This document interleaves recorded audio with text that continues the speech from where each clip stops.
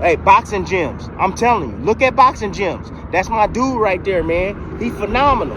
He's phenomenal with the technical aspect about boxing, man.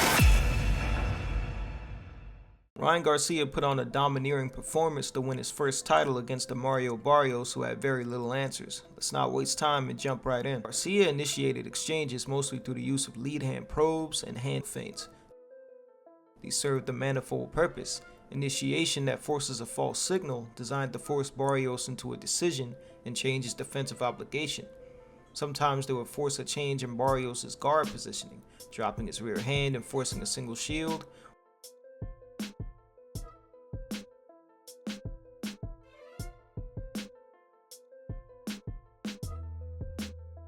or ducking mid-range where Ryan could follow him down with punches.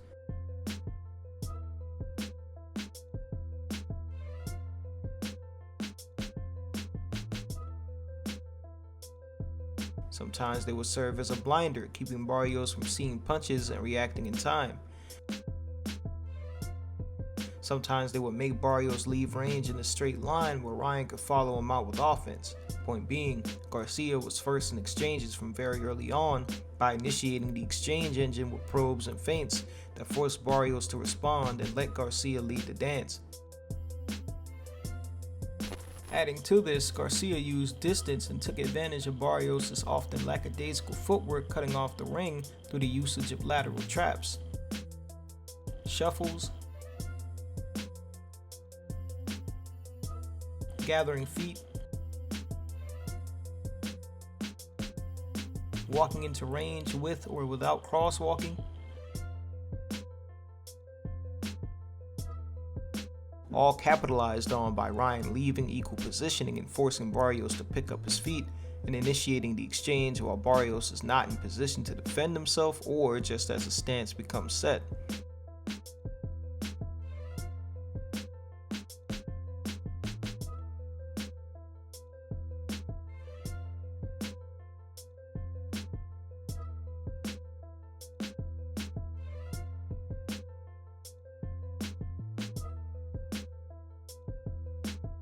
What enabled all of this to be even more effective was Barrios' choice of guard, but more often than not inactive high guard. Any guard that isn't mechanically active will fail.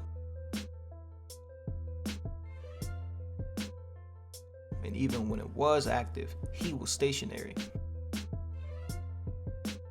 Aside from level changes, Barrios' head movement was sparse. Often, Ryan would make Barrios break his posture, assuming a high guard weighted far towards his rear leg, making the guard a helmet with legs that cannot move, sometimes forcing a lead foot first retreat far too slow to avoid Ryan's offense.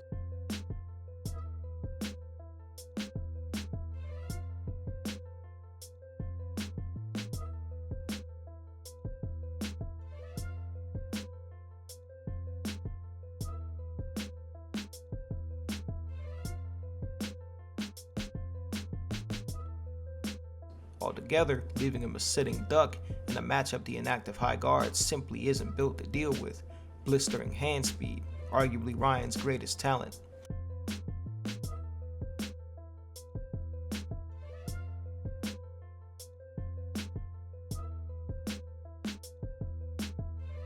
But what was arguably even more pivotal to the fight's outcome was Garcia winning exchanges by being last, particularly utilizing jab counters. In the pre-fight film study, we noted that Barrios' offense is based around him establishing his jab. He utilizes single and double jab entries, sometimes layered with pre-slips or level changes. Logically speaking then, if a fighter were to outright deny this, he'd be forced to adapt at best and unable to start his offense at worst. Garcia's first line of defense is distance creation through the usage of the long guard. When Ryan reads a jab entry, he disengages in an attempt to terminate the exchange, which all night kept Barrios from reaching mid-range to start his offense. Although, I say attempt because distance alone cannot terminate an exchange. An exchange is terminated when alignment is broken. By backing out in what is essentially a straight line, Ryan remains on the line of attack where Barrios should theoretically have been able to follow him out with offense. However, Barrios' willingness to do so was likely put on a leash by an adjustment by Ryan. Ryan began to catch the timing of Barrios' jab entries, and instead of solely disengaging, he would stand his ground and counter or use step-back counters. This became almost comically easy for Garcia, as the feints that would mask the jab's timing dwindled to near none.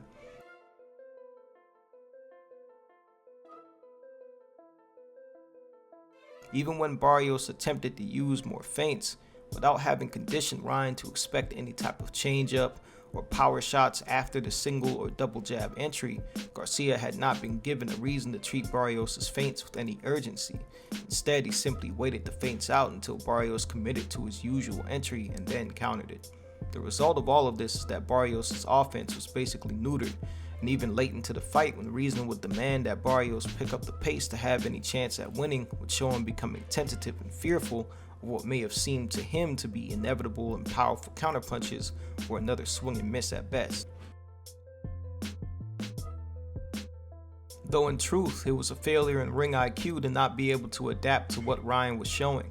Barrios had his best successes using layered entries or relentless pursuit while backing Ryan straight out.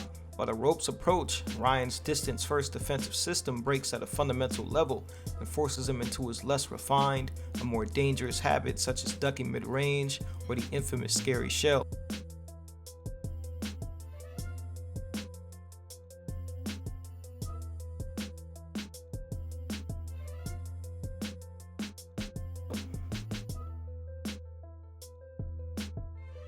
However, even these moments turned out to be fleeting, as Ryan would at the very least clinch to terminate exchanges. After the ref separates the two, it's back to the uphill battle for Barrios, who didn't realize how pivotal those moments could have been if repeated enough. Aside from technical inefficiencies, this fight highlights how important it is to set terms early on. Barrios was forced to react to Ryan, who had an answer for everything he did. When Barrios had opportunities to initiate on his own, he was far too basic and easily shut down. Thanks for watching. Fight fam. Boxing is called the sweet science for a reason. Every slip, every counter, every trap, it's all hidden in the details. At Boxing Gems, we break down those details frame by frame so fans can see the art behind the fight. If you enjoy our YouTube film studies and want to go deeper down the rabbit hole, Patreon is the place. It helps us keep producing high quality breakdowns without worrying about algorithms, and it gives you exclusive access to the content that can't make it on the YouTube. Get extended live stream breakdowns with more detail and analysis. Ask your own questions in the 24/7 chats, decide what fights or fighters we cover, and get personalized private analysis. Your support means we can keep studying the sport we love and showing why boxing is the most beautiful science. Join the Boxing Gems community on Patreon, and let's keep breaking down the fight game together. This is Ryan, professional boxing analyst and founder of Boxing Gems Film Study. Film don't lie.